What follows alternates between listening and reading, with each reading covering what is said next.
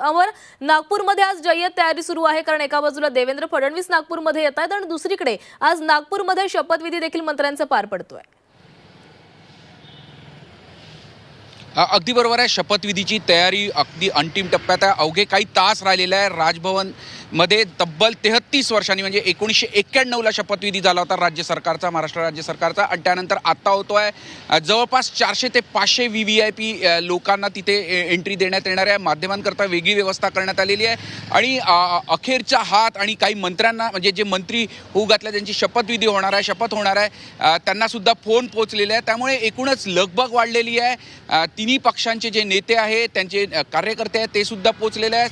काही ज्यांना नेते आहेत त्यांना फोन सुद्धा जाऊन पोहोचलेले आहेत आणि एकूणच लगबग वाढलेली आहे। खरं तर हिवाळी अधिवेशनाच्या अगदी पूर्वसंध्येला ही शपथविधी सोहळा आहे, त्यामुळे सगळ्यांचंच लक्ष लागलं होतं। प्रचंड सस्पेन्स होता, पण आज सकाळपासून सगळी म्हणजे भाजपाच्या नेत्यांना असो किंवा शिंदे शिवसेनेच्या नेत्यांना असो किंवा राष्ट्रवादी अजित पवार गटाच्या नेत्यांना फोन जाणं सुरू केलं आणि त्यानंतर लगबग सुरू झालेली आहे। दोन महत्त्वाचे स्थान आहे, एक रवी भवनला काही लोक थांबले आहे, काही जण हॉटेल रेडिसनला शिवसेनेचे सगळेजण थांबले आहेत। तिथली लगबग जास्ती वाढलेली आहे आणि प्रचंड असा उत्साह महायुतीच्या नेत्यांमध्ये आणि त्याचबरोबर देवेंद्र फडणवीस यांची रॅली सुद्धा आहे। त्यामुळे एकूणच पूर्ण महायुतीमध्ये नागपूरचं वातावरण आहे। सगळीकडे होर्डिंग, स्वागताचे होर्डिंग सुद्धा लागलेले आहेत। जोरदार अशी तयारी प्रत्येक नेत्याच्या कार्यकर्त्यांकडून करण्यात आलेली आहे। राष्ट्रवादी काँग्रेस अजित पवार गटाने सुद्धा यावेळेला नागपुरात जोरदार अशी तयारी करत अनेक ठिकाणी होर्डिंग्स आणि स्वागताचा जोर लावलेला आहे। त्यांचं पक्ष कार्यालयाचं सुद्धा थोड्याच वेळात उद्घाटन होणार आहे। एकूणच जोरदार अशी तयारी महायुतीच्या तिन्ही पक्षांनी केलेली आहे आणि सगळे नेते